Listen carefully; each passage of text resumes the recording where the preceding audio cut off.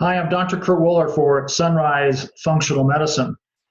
If you're an individual who's been diagnosed with Parkinson's disease, or you have a loved one with Parkinson's, or this is a preliminary diagnosis, meaning that there's symptoms that are suggesting that this is what's happening, you need to understand about something called glutathione.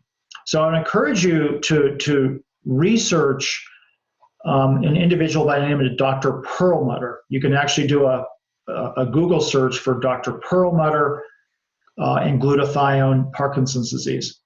Now, Dr. Pearlmutter for a long time was using intravenous glutathione, but glutathione as a chemical is an important antioxidant in our body.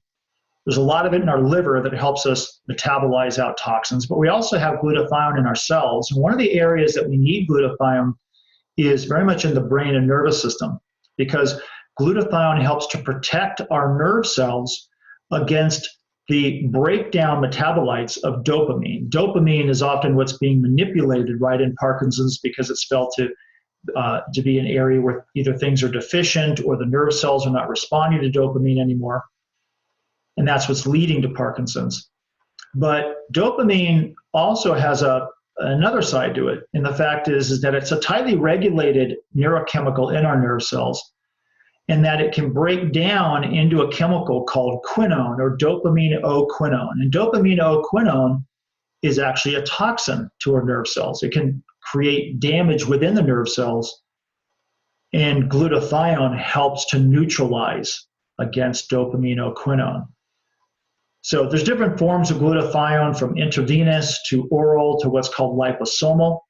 One of the tests that we do in our practice is called the organic acids test, to assess for looking at things like elevated dopamine pathway metabolites, or looking at glutathione status, or other things that might be interfering with the use of dopamine in the body.